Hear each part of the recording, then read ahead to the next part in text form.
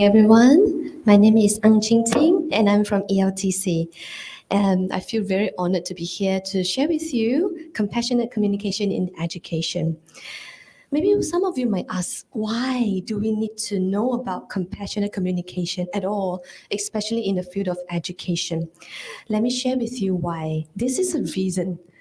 Violence is still widely used in the classrooms. For example, in the US, there were more than 1 million cases of corporal punishment reported annually. Talking about physical violence, let's also talk about verbal violence like emotional manipulation language, shaming, guilt tripping, fear inducing has been used a lot in the classroom when the students do not behave well according to the teacher's expectation.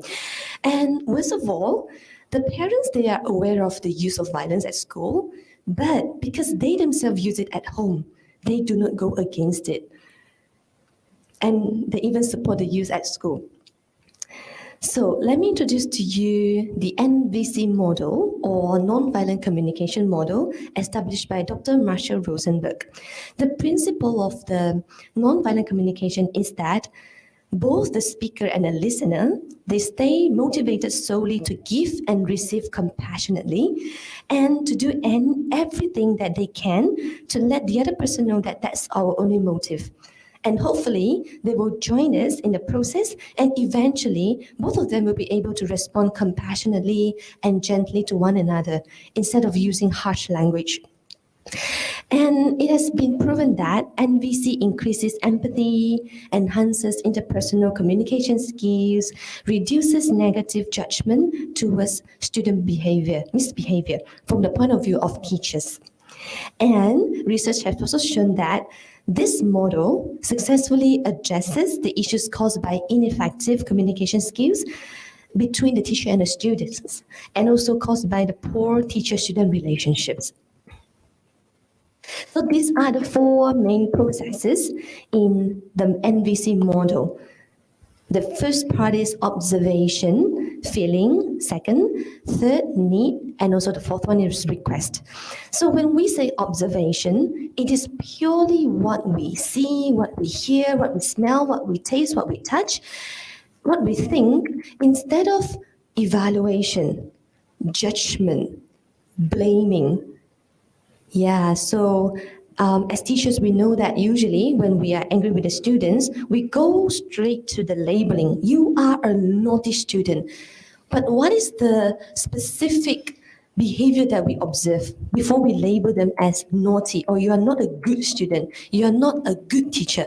What is the specific behavior?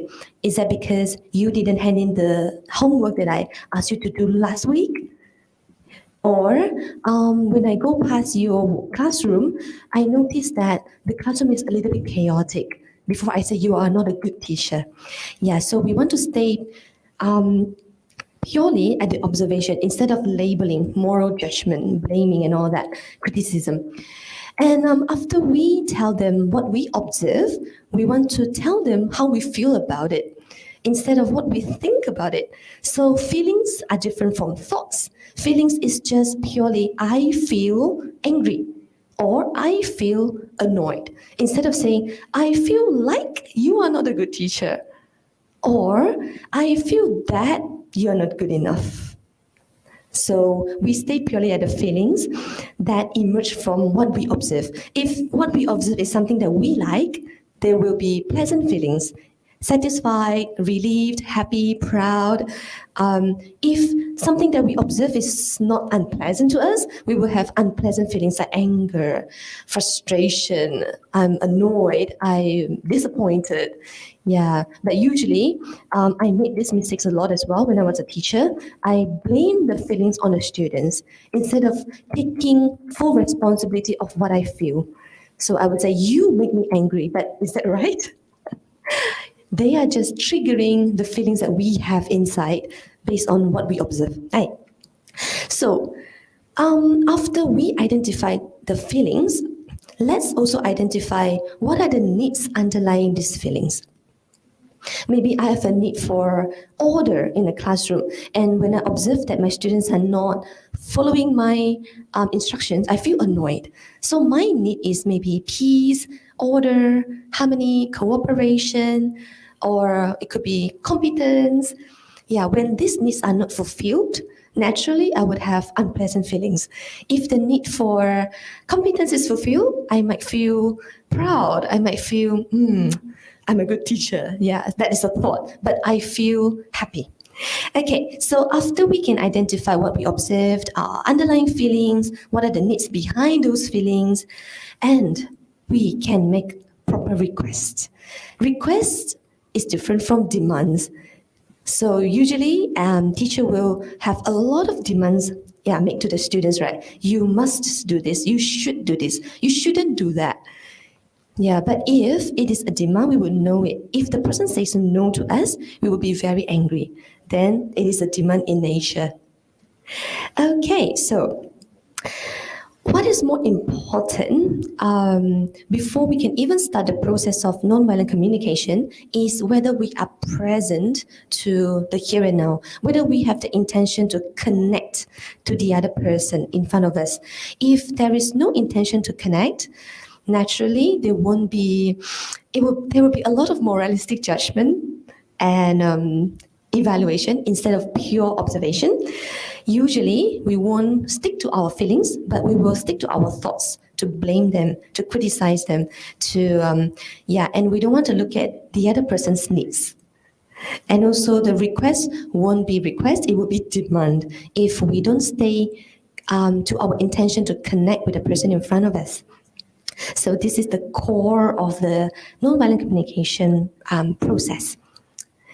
So what have previous studies told us about NVC training? I mean, the impact of nonviolent communication training in educational setting. For example, in Virginia, NVC training was conducted for the staff members, for the residential staff. And it was reported that there were a lot of arguments before, but after they attended the training, the staff members, they stopped accusing or evaluating their clients, who are the residents. And they can even express their feelings about the conflict and requested for further discussion if they can't continue discussing right now. How skillful, right? And in Serbia, similar studies have been conducted as well, and it was found that the primary school students' conflict behavior significantly dropped. Yeah, and also the causes and the frequencies are examined in that research. So another case study in Britain shows that this is a online course where the e-mentor have never met any of his students, but they were able to build an openness through the use of NVC. And then there were some issues, and they were also using the strategies to solve the conflicts and reduce a lot of potential communication issues as well. Another case study in New Zealand showed that the 4 secondary school teachers, the participants, they successfully avoided using judgment in general, and they can manage their emotions better in a classroom. So when they are engaged in a conversation with the students, they can be more vulnerable, more open, and after the lesson, they are willing to reflect on their own teaching beliefs instead of believing that they are always right. Okay, so this case study looked into how do teachers in Malaysia apply NVC in English language classrooms. So 2 participants, they're teaching English for primary school students. So they have attended 18 hours of NVC training. And also, so it is entitled Compassionate Communication Study Groups for 8 weeks. Yep. And the NVC knowledge, they have it because they have finished reading the whole book of Nonviolent Communication written by Dr. Rosenberg. And they have been applying NVC skills in their classroom over the past 2 years. And that's the reason they were chosen. How do I collect the data? I recorded the semi-structured interviews, observed their lessons, took some photographic data, and also the few notes were taken during that classroom observations. The interview were transcribed verbatim, And using the process of data reduction for analysis, triangulations was done when I sent them the transcript and asked them to check whether it's accurate and whether that's what they wanted to say. Yeah. So what we found is that the teachers, the two participants, they could receive empathetically when they are dealing with the students, with the colleagues, and also with the student parents. So let me give you some example how they do this with the NVC processes, the observation, feeling, need, and request. So observation. Now they are more aware of the students' reaction and behavior. So instead of blaming the students right away, for example, when a student say, I don't know, when they actually know the answer, they just want to say, I don't know for fun. So the teachers stop blaming the students and scold them or stop them. Do not use I don't know repeatedly in the classroom. And he told me that, oh, I actually realized that the student, after she said, I don't know, if I ignored her and went on to another student, she looked really sad and upset throughout the whole lesson. And that is how he realized, oh, actually, he just wanted to connect with me. So, see, he can relate to the student's feeling of disappointment, of upsetness, and with the student's need as well. Oh, maybe the student wants to connect with me. So he experimented a few times and realized that when he made funny faces or funny voices when the student said, I don't know, the student will eventually give him the answers that she already knew. She just wanted to get attention from him. Yeah, so the teacher is very skillful now. So he was, instead of demanding the student not to say, I don't know, he would say, okay, would you be willing to share with me your answers now? And then the students would say no for a few times, and then eventually yes. Yeah, but he told me that before he learned how to communicate in a non-violent way, he used to just, dismiss the students' feelings. Yeah, and then the student won't be very engaged throughout the lesson. So other examples here, for example, when the teacher is dealing with the students and feel angry, she can look inwards instead of blaming the student in front of her, like, oh, I'm mad. Why am I mad? Why am I angry? Oh, because I feel very unjust. And why do I feel unjust? Oh, because I think the right thing to do, a human shouldn't be doing this. Yeah, so everything is in her head. She doesn't express it externally, but it helps her to stay grounded instead of releasing her negative emotion and start using harsh words on the students. Yeah, request. So the participants also told me that now they are more aware of whether it is timely and beneficial to act at that moment instead of react automatically. So the students, the teacher said, I would think about it. Do I want to connect with them now? Or do I want to let it go for now? Or what, do I want to come back to this conversation later when the students and I are both more ready? So yeah, I feel really proud that they can receive empathetically when they are dealing with the students. And the teachers also said that they can express honestly, their honest feedback. Instead of bottling up their emotions, they are willing to say what is in their mind, but in a more skillful way. Good morning. And look at how they observe. Oh, so sorry. So the teachers, they can observe the connection or disconnection from the students.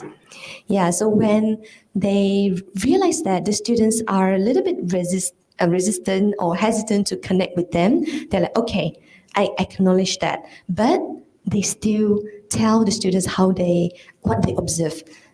So maybe they will say things like, I noticed that you would like to spend more time in your own drawing or writing your own notes in a notebook. Yeah, so he just purely mentioned what he observed instead of blaming the students. You are not paying attention. This is not right. You should look at me and listen to me. And they also empathize with the students' feelings. Ah, you're feeling sad. Why? And then he actually squat down to listen to the students. When the students told him that, oh, I'm so upset because my mommy said I cannot eat sushi. So they actually brought, the students, they brought the emotions from home. And if the teacher had dismissed it, then, like what we heard from yesterday's forum, teaching happens, but learning doesn't. Yeah, so that kind of thing. And the teachers also reported that they understand the students' needs better. So, for example, they are aware that sometimes the students, they want assistance and more guidance from the teacher. Sometimes they don't. They want to have their own space.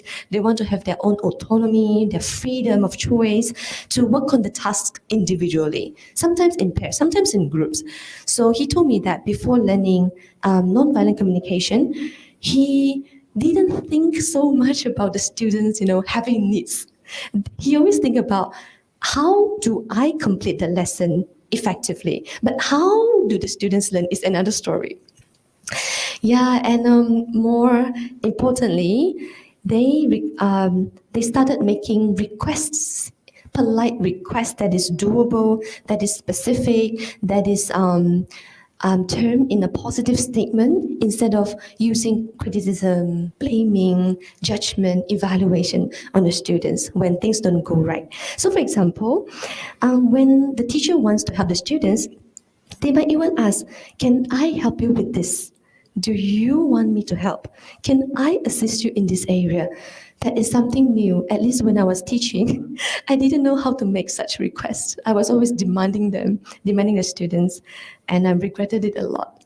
Yeah, so for those who missed it just now, I was reporting that the participants, after learning nonviolent communication skills, they can receive empathetically and also express themselves honestly instead of pushing down a lot of their feelings under the carpet. Everything is honky dory on the surface. They are willing to be vulnerable and open up, tell the students what they actually feel. All right, so how is this aligned in the literature? So in this case study, we found that the students, they are actually more than ready to accept the teacher's requests once they feel heard and understood. Once the teacher knew about how they feel, what they need, they are very cooperative. We don't need to scold them. Yeah, and also, if you can see here, so the students are willing to also share with the teachers what they need, how they feel.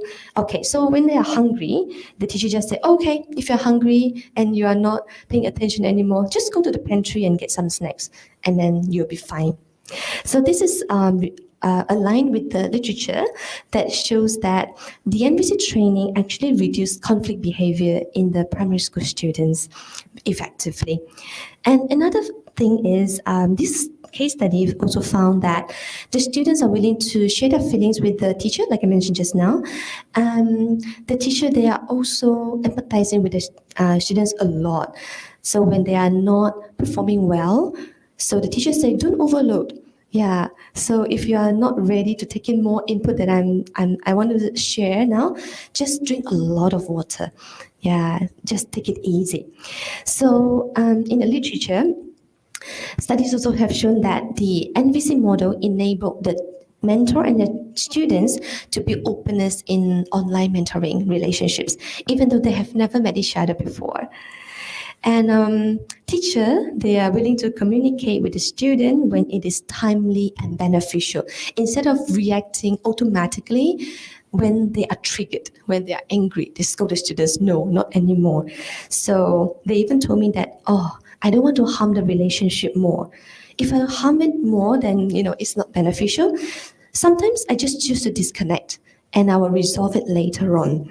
And similarly, the literature also shows that with NVC training, the teachers, they can actually manage their emotions better and engage in the conversations with their students more openly. So what we can conclude is that NVC model can be applied here. And because the teachers, they can receive the students empathetically and also express themselves honestly, like I mentioned just now. However, this is only limited to one case study. So future studies on the application of NVC model in our classrooms are recommended. So if you have any questions, please feel free to ask. Or if you would like to collaborate for future research, yeah, please also let me know. We can work something out.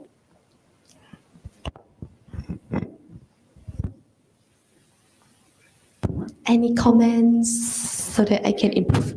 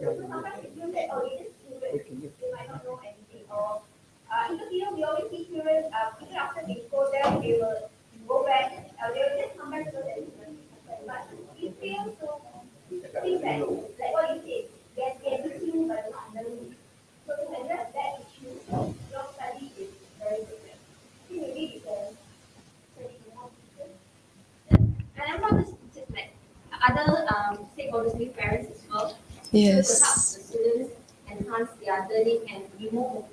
Yes. Thank you so much. Yes, Prof. Dorothy.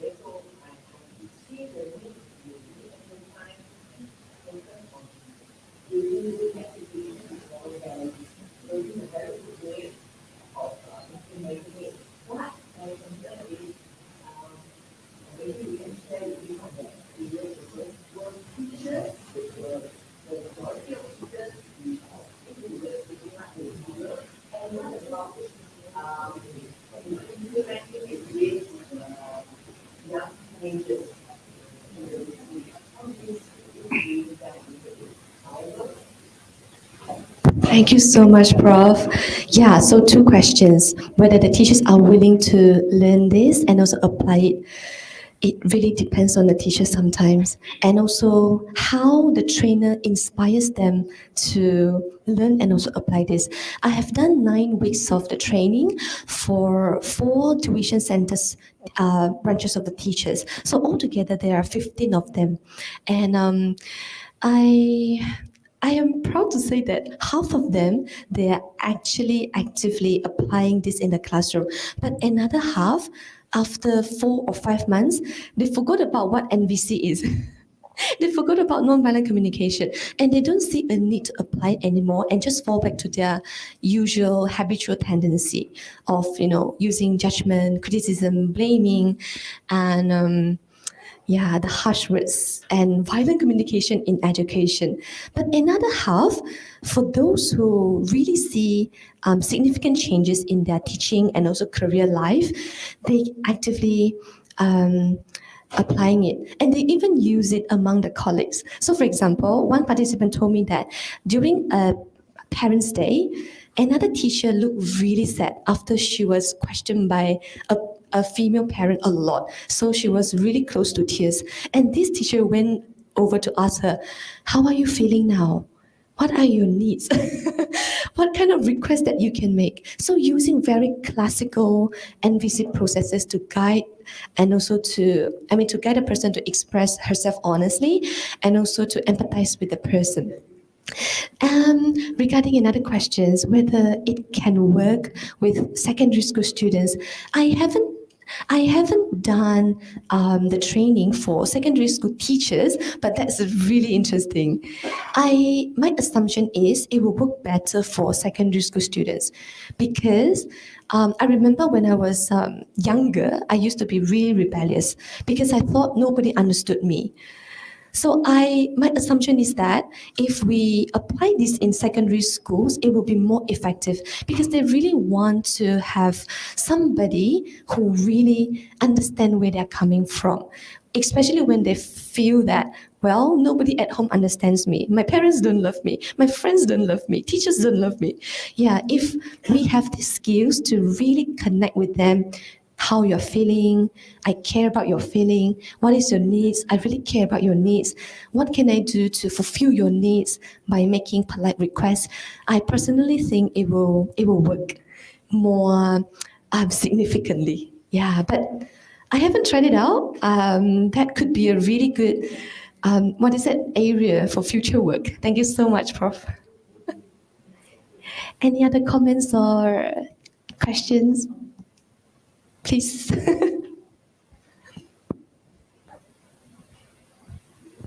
Okay, so if there's no other questions, let's thank Ms. Ching Ting for that excellent presentation. Thank you.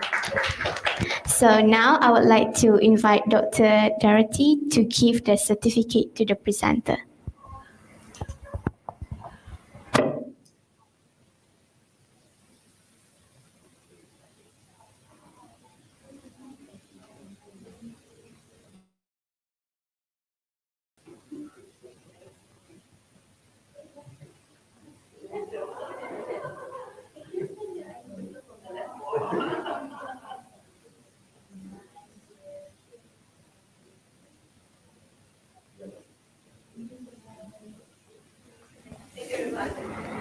Okay, so thank you again to our presenter, Ms. Ching Ting, and also the audience for attending this session.